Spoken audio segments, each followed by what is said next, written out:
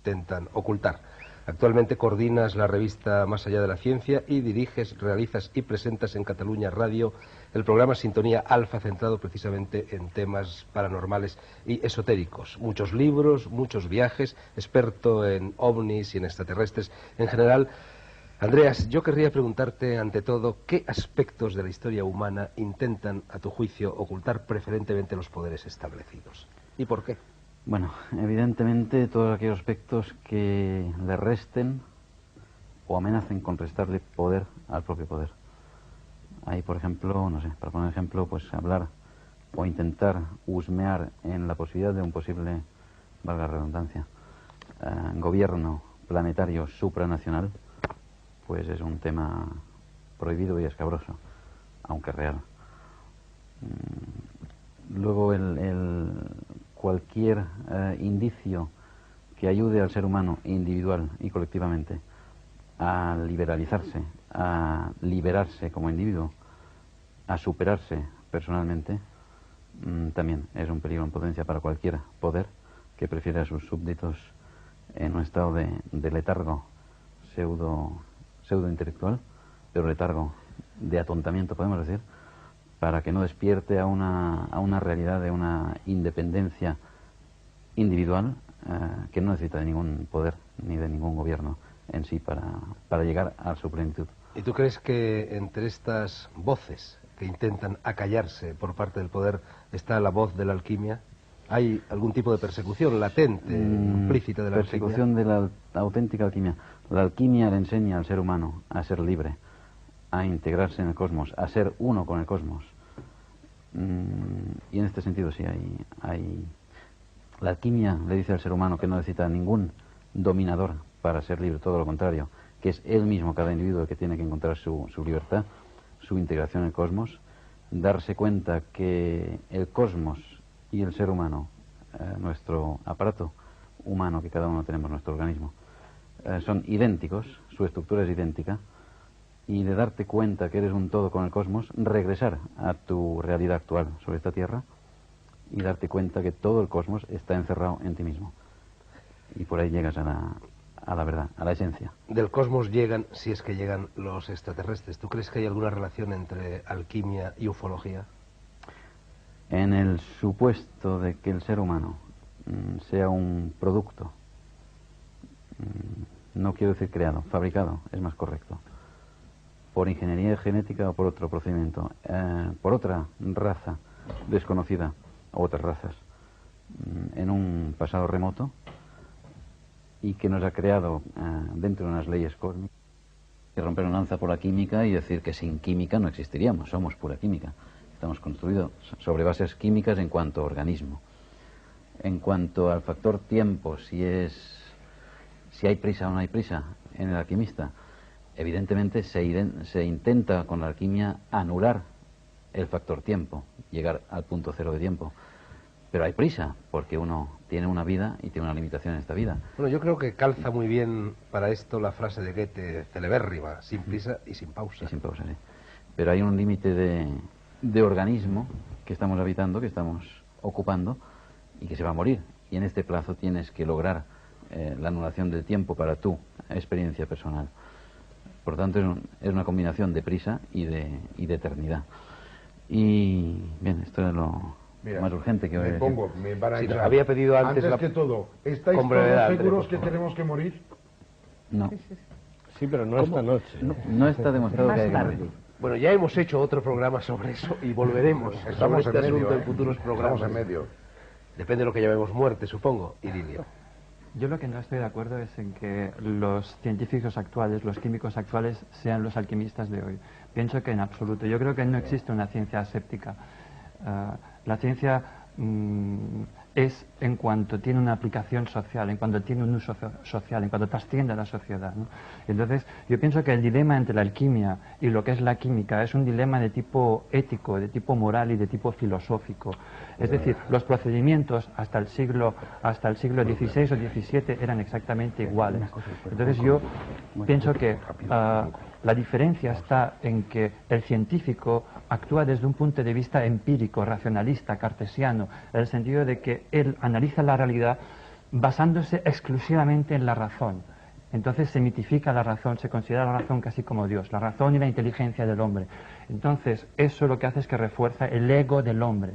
Entonces el hombre, basándose en esta razón, en esa inteligencia que es la más grande del universo, de cualquiera de los seres del universo o del universo conocido, entonces utiliza esa razón para descubrir la naturaleza, para descubrir todos los fenómenos que hay en la naturaleza. Entonces, el punto de vista alquímico es totalmente distinto. No es una aproximación racional, empírica, sino que está basado en otros parámetros.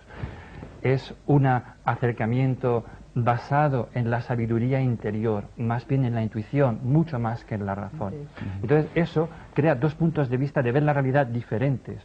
Uno, el científico, la ciencia, lo que hace es, digamos, ensalzar el ego del ser humano. La alquimia lo que intenta es destrozar el ego del ser humano. Entonces, la relación del hombre con la naturaleza es distinta. Desde el punto de vista científico, el hombre intenta dominar. Desde el punto de vista de la alquimia, el hombre intenta aprender de la naturaleza, fusionarse con la naturaleza. Y eso es la diferencia entre la química y la alquimia. Esa filosofía de tipo positivista o empírica ha degenerado en la moderna química, que es una aberración, que es un pozo sin salida para la humanidad. Bien, Miguel Ángel Alario se ríe, dice que no con la cabeza, tenemos que Campillo y volver Andrés a Balbía están antigua muy alquimia. nerviosos, cuchicheando entre ellos. Soy yo y acabaré. Pues venga, dale. Bueno, yo yo te pedí de que viniera porque tengo referencias muy concretas. Tengo un señor fabuloso que se llama Francisco Carbonell y fabrica los mejores aceites esenciales de España. Sé que este señor quiere tener lo mejor, pero utiliza matraces, cosas, etcétera, fabricar detergentes y otras historias. Con lo cual está muy bien de hablar de espíritus, pero vamos a volver a lo que hay realmente. Esto es para zanjar un poco las historias. Segundo, yo pienso de que es imposible inventar el imposible. ¿Está bien claro? Yo no creo que el hombre fabrique cosas que no hay. Se limita a hacer manifiestas cosas que antes no se veían. Creo que el destino, el deber de cada persona, cada componente de la humanidad es de adelantar en este conocimiento del universo y a lo mejor manifestar este poder increíble del ser humano, que es que a través de su actuación cambia el universo hacia mejor. Y ahí es el planteamiento entre entropía y negentropía. Lo que se opone al fenómeno universal, que es desperdición de orden, etcétera, etcétera, desde el Big Bang, es la entropía.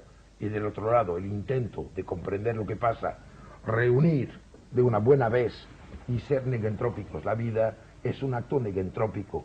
Los químicos puede ser que fallen, pero ojo, se conocen mucho más alquimistas que químicos. Hay mucho más gente discreta, escondida, y que nadie conocerá nunca, y que se arranca el pellejo en investigar, que alquimistas que dicen chorradas y las publican porque nadie las entiende. ¿Ibas a terminar tu Yo Campillo? quisiera decir una cosa, es que lo que tú dices es un tema muy antiguo, de que... Lo que dice Ibilio. Sí. Que la razón es una cosa que está disociada de la intuición, y eso a mí, personalmente, es una opinión, me parece totalmente falso. Porque toda investigación científica, si haces de la más horrenda, de esas que te produce a ti escalofríos y te ponen los pelos de punta, pues esa horrenda cosa, si vas a estudiarlo, ves que ha sido una intuición irracional, la que ha llevado a Newton. Al horror racional de Newton llegó por un impulso y una intuición irracional, imposible de explicar racionalmente. Uno de los grandes trabajos actualmente que debías leer, porque es su sabiduría interior la que está No, pero si actuando te en estoy ese diciendo momento. que es la que funciona para la física, permíteme. No oye, su inteligencia. Te dejo hablar. Lo que te digo es que si leyese la epistemología actual, las grandes discusiones de epistemología actual, entre Popper y los otros, junto de esas chorradas que hay por ahí, te darías cuenta que uno de los grandes problemas que hay es que aparece el elemento irracional como base de todo el saber científico, ese que te produce a ti erudición. Y eso lo reconocemos. Lo que pasa es que tú no reconoces lo otro. Es decir, que si no viene después la razón, nos quedamos en el aire. Y es la mezcla profunda y total de las dos cosas, que integra las dos cosas, lo que tratamos de hacer con errores y sin que nos conozca la gente y sin muchas cosas, los científicos, erróneamente y torpemente, pero hacemos eso. Nosotros, probablemente, pensamos como Epicuro, que decía Lucrecio, hablando de Epicuro, no lo decía Lucrecio, era un poeta que se llama Virgilio, que decía, feliz aquel que puede conocer de las cosas las causas. Y es el conocer de las cosas las causas no para dominar el mundo, sino para ser feliz. Es decir, si un señor tiene un cuchillo para cortar un... Bueno, Campillo, yo no quiero convertirme en contertulio, pero es que has puesto el dedo en una de mis llagas. Yo creo que el pensamiento occidental muere por culpa del principio de causalidad, porque cuando sabemos las causas de un fenómeno, seguimos sin saber nada sobre la esencia de ese fenómeno. Bueno, un momento, hay una cosa que es la siguiente, y hay dos etapas en las cosas. Yo primero quiero conocer las causas de los fenómenos y entonces se me levanta. Después hay gente que es ciega. ¿Yo qué culpa tengo que la gente sea ciega o bizca? Yo conozco las causas de un fenómeno y no se agota nunca. Porque para mí, personalmente, en los trabajos que he hecho, que son minúsculos y ridículos, no he llegado nunca al fondo de las cosas, pero me ha dado una cierta satisfacción saber lo siguiente. El saber científico, para mí, es el equivalente para un ciudadano, el saber, cuando viene el metro, que no se puede andar por el aire. No se sabe más. Pero no digo que eso sea el sumum, digo que eso es un elemento previo y elemental. Y después hay un mundo enorme desconocido, de todo tipo, Dios incluido. Pero no lo niego. Lo que yo digo es que lo científico no está disociado de la intuición absurda y de la intuición irracional, que es fundamental. No es una intuición absurda. No, pero irracional se dice. Es la sabiduría interior. No hay sabiduría interior, no hay más sabiduría interior que la que nosotros adquirimos en meditación, si quieres, trascendental. Y eso es un modo de organizarnos como estamos nosotros hechos. Pero no existe previo, como no existe alguien que nos haya hecho. Pero probablemente. Yo lo que no entiendo es la ciencia séptica. La ciencia séptica. Pero oye, no que tú no comprendas la ciencia séptica no tiene por qué. Bueno, vamos a ver, Es una Miguel Ángel Horario había declaración pedido la palabra para mí, hace muy ya bien, bastante pero lo entiendas. tiempo. Me Y parece Elena, bien. como no te lances, no Y vas si a no lo decir mi entiendes, pío en muy todo el bien, allá programa. tú. No lo entiendes, que vas a hacer. Yo es Vamos a que ver, primero Miguel Ángel empiezo Horario. a estar cada vez más seguro que están aquí hay dos programas. Hay un programa sobre la química y otro sobre la alquimia. Y yo ya sí que estoy convencido de que no tienen nada que ver lo uno con lo otro, excepto en su origen. En fin, hay muchas cosas que tienen el origen común y luego se disocian, muchos matrimonios, por ejemplo. Entonces, al principio los alquimistas los habían naturalmente buenos y malos, como científicos, honestos y deshonestos, y quizá persiguiesen lo que ahora persiguen los científicos. Pero una vez que se llegó a Boyle y a otros que empezaron a medir, pues a partir de ella empezó una nueva cosa, que es la química, y siguió otra cosa que ahora renace, al parecer, por lo que estoy viendo aquí, que son otros alquimistas, pero yo creo que ya no tienen nada que ver, lo cual no está mal, que haya una alquimia y una química, pero yo lo que quiero puntualizar, por lo menos de momento, es que ya son dos ríos que se han separado, que no convergen, y que no creo que vayan a juntarse. Sí, Andreas. Bueno, yo creo que para centrar un poco esto o buscar un cauce común, habría que decir que la química se ocupa del organismo del ser humano, de nuestro organismo, es química, y que la alquimia busca la esencia que invade este organismo. Busca la... Es un poco más amplio. La química que el solo ser humano. De acuerdo. Una de las Aplicado partes de la al ser humano, química. aplicado al ser humano, quiero decir. Sí. Quizá es un aspecto más especulativo el de la alquimia, intentando a lo mejor pues esconder un poco para volver a ser hay las dos esotérico, alquimias. ¿no? Hay la alquimia práctica aplicada a purificar el metal o otros elementos, y hay la alquimia de que hablas tú, de es que la superación alquimia de de hablar líquidos. es vajilla, la alquimia de purificar los elementos, cuando Diferente. la química los sabe purificar muy bien, no es una actividad interesante. Es como si ahora usásemos amanuenses para editar El País por las mañanas, o el Diario 16, o cualquier otro periódico, ¿no? Es decir, que habiendo una imprenta, o una linotipia, o composición por ordenador, escribir todos con pluma de ganso sería bastante duro. Bueno, yo por ejemplo sigo escribiendo con máquina de escribir metálica manual porque no ha llegado, ni creo que vaya a llegar nunca, no ya al ordenador, sino a la Sí, máquina pero solo haces eléctrica. una copia, mi querido amigo, no haces Pero cada las hombre- 60.000. Hombre, no hay papel que carbón, gusta más. hay papel carbón. No haces 60.000. Sí, no. Sí, yo quiero romper una lanza, porque hay una cosa que no se ha levantado ahí.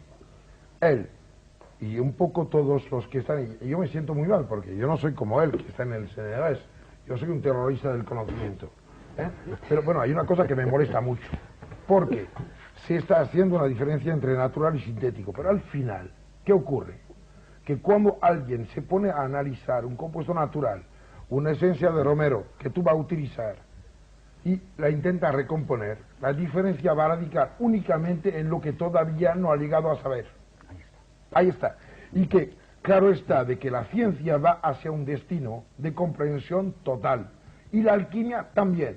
Y si la alquimia quiere preservar un misterio, una oscuridad, un velo túpido o cualquier cosa isiaca ahí encima, pues lo siento, es un paso hacia atrás. Porque el futuro de la humanidad ahora depende exclusivamente de un acuerdo entre la gana de vivir, de ser feliz, de existir, de que las flores nazcan, y las necesidades que nacen de la multiplicación y proliferación en cantidad del género humano. Es sin ningún tipo de duda cierto de que se podía vivir a 20 kilómetros de un sitio en el cual se arreglaban las pieles hace de estos 200 años. Hoy día hay que vivir a la vera misma de la planta que fabrica el azúcar que te vas a poner en el café, aunque odies el olor de la fábrica. Y habría que resolver un problema, que es el de responsabilidad personal. Llevas zapatos que llevan suela de goma, has venido en avión, estamos sentados sobre sillones de Sky y estamos utilizando una serie de materiales que nos implican. Pero no lo digas, que parece cuero. De este mundo. Y nuestro deber es que, siendo responsables, lo llevamos hasta su término absoluto. Si hay antinomía entre la química y la alquimia, y si la alquimia se pierde en intenciones pías, pues lo siento, con todos los años, yo llevo 46, y son 30 dedicados a esto, pues tiro mis libros al fuego y me apunto ahora mismo a un curso para acabar lo que yo no acabé en química. Al fuego secreto, sí. No, en cuanto al fuego secreto, los que Te digo saben que tiras saben, tus libros al porque, fuego oye, secreto. yo no estoy aquí para desvelar cosas. Esto está bien claro.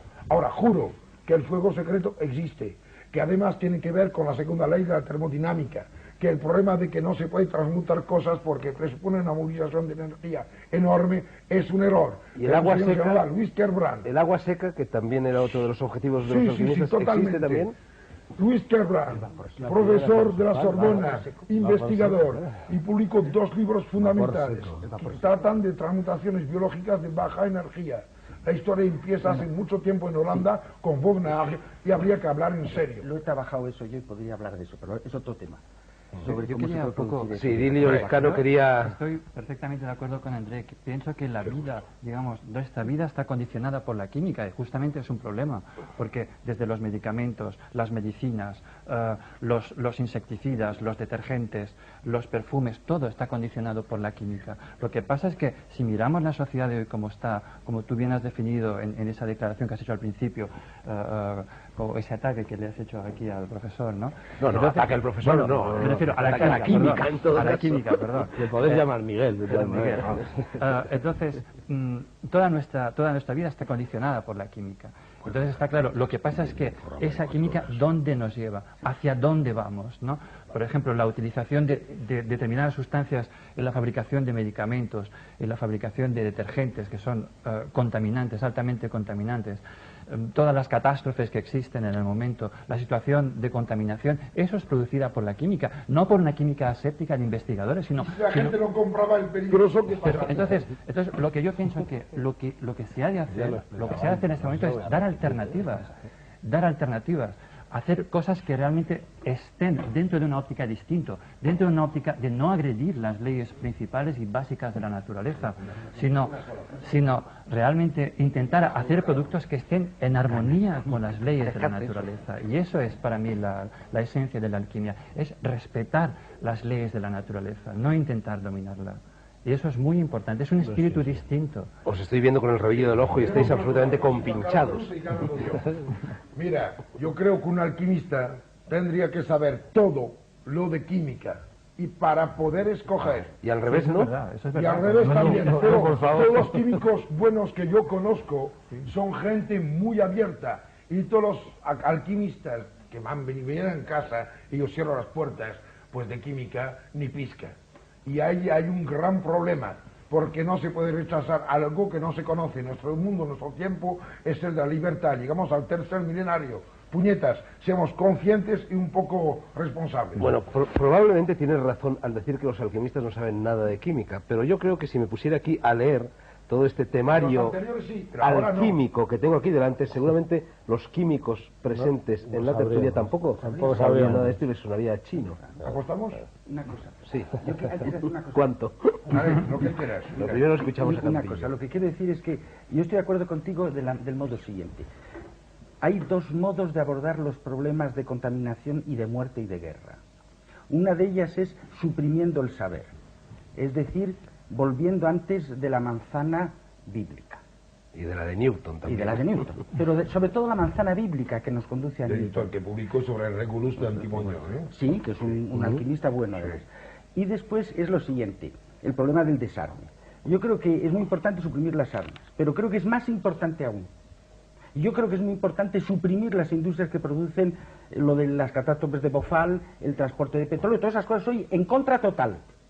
Pero lo que creo es que no arreglaremos la cosa prohibiendo el uso del petróleo, sino dando una moral de respeto a los hombres que no tiene nada que ver con nuestras teorías mecanocuánticas de la química, sino con un concepto de que lo hemos emitido, lo has emitido tú, lo hemos dicho todos prácticamente, que tenemos un problema ante el planeta que no pasa, es gravísimo el problema, y creo que estamos de acuerdo todos. Estamos cargándonos el planeta donde vivimos. Donde sea nuestro origen nos lo estamos cargando. Entonces hay que hacer un esfuerzo enorme para aunar los esfuerzos, para buscar una moral en que seamos responsables del mundo en que vivimos, que somos nosotros, somos nosotros. Hay un movimiento ahora en Europa que es el Sí. movimiento de la química dulce, ¿no? Sí, pero yo estoy de nace, acuerdo. nace en Alemania, nace en un país en donde hay graves problemas. Sí, pero cuando se reúnen van en coche. Ese movimiento se basa en la creación de productos alternativos diferentes para el uso y pero para no el solo consumo. eso, hace falta la No moral. se niega la química, se llama química dulce frente Mira, a la química dura, ¿no? A mí me quitas Es la un poco- química y me da igual, porque vivo de la física. Es que la Tiene química un no ejemplo creo de que- química dura, una ejemplo de- molecular. un ejemplo de química dura, un detergente, por ejemplo. ¿Cuál? ¿Qué molecular?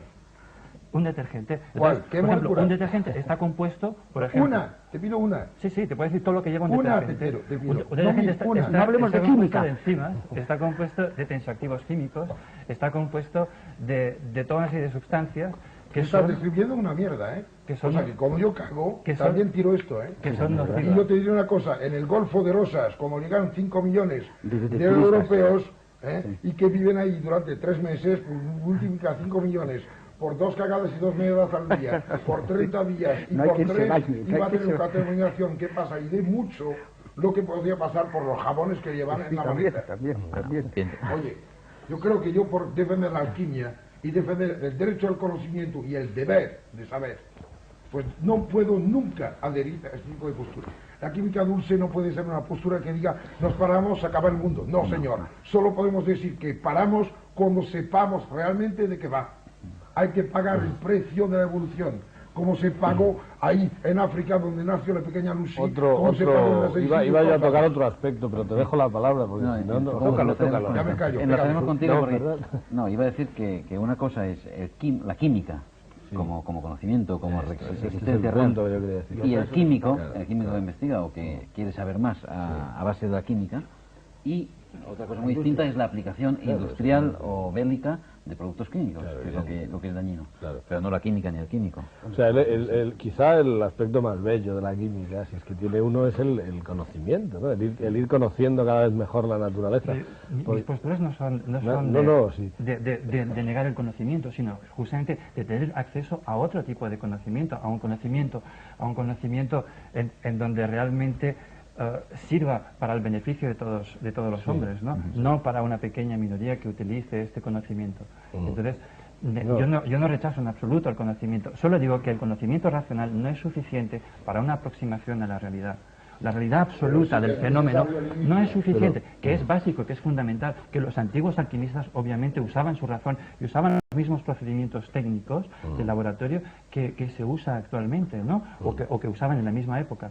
Pero lo que hay que ver es cambiar, lo que tú decías, cambiar esa moralidad, cambiar esa ética.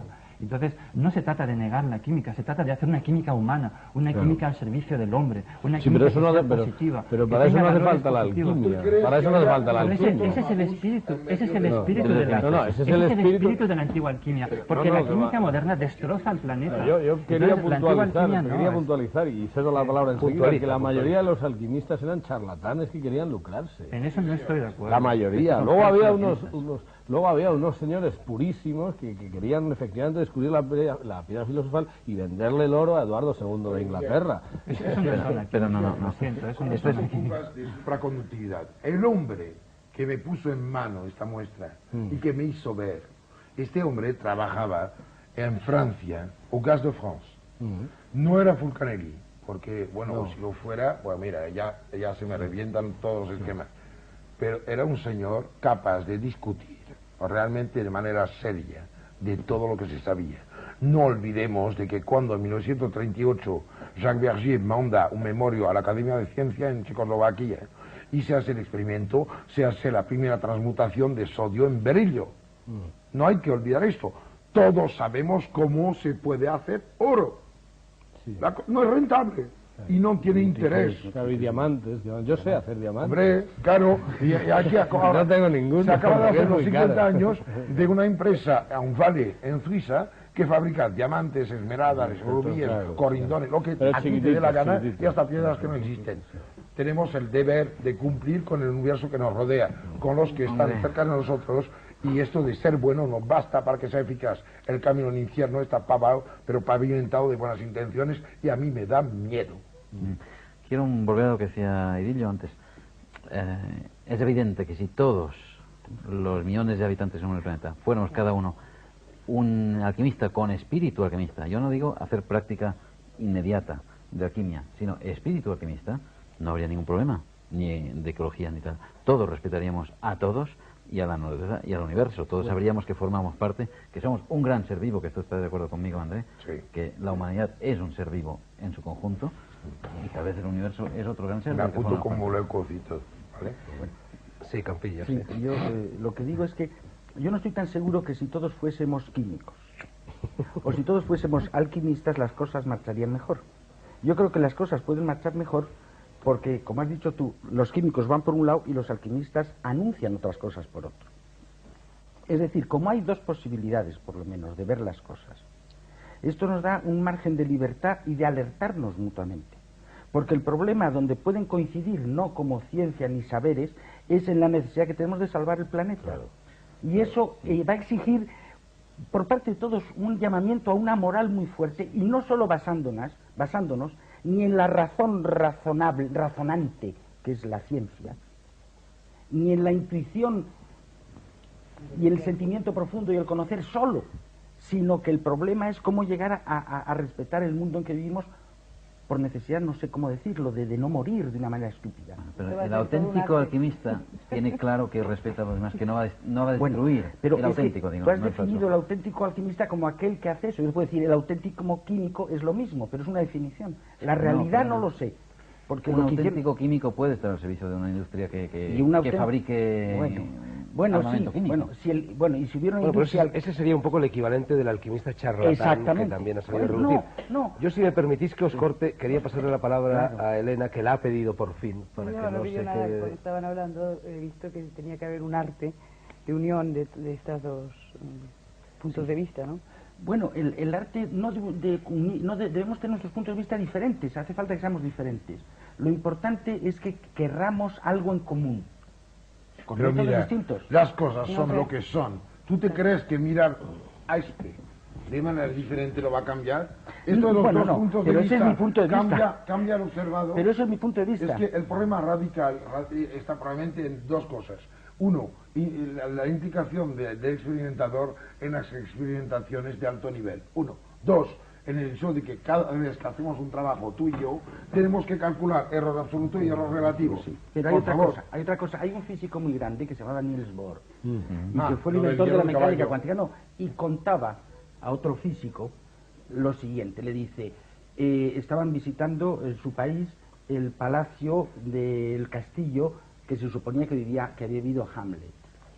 Y entonces dice, es muy curioso que las casas, sabemos todos que están hechas de piedra y no hay más. Es un arquitecto que lo ha elaborado y lo ha hecho.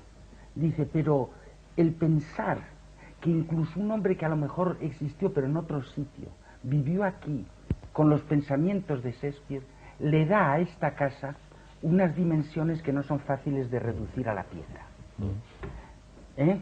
Y eso, dicho por un individuo bastante materialista, etcétera, etcétera, quiere decir que cualquier cosa que hagamos, si lo hacemos con buen corazón y fuerza y deseo de hacer bien, a lo mejor no hacemos mucho daño. Pero muchas veces, queriendo hacer bien, si nos obcecamos, hacemos mal, porque decía Pascal que nunca se hace el mal con tanta fuerza cuando se cree que se hace el bien. Te voy a hacer un regalo, ya que has hablado de Niels Bohr. ¿Conocéis la historia de la visita de Einstein a Niels Bohr? No, pero puedes contar un Te la chiste voy a sobre contar. Einstein. Es que es totalmente... Ah, sí, pues intercambiamos. Mira, va Einstein a ver Niels Bohr. Niels Bohr, hay que aclarar de Sí, que que la eso- inclinación que tuvo fue en un barco remando, ¿eh? Bien. Pero, y al llegar de un hierro de caballo, ¿no?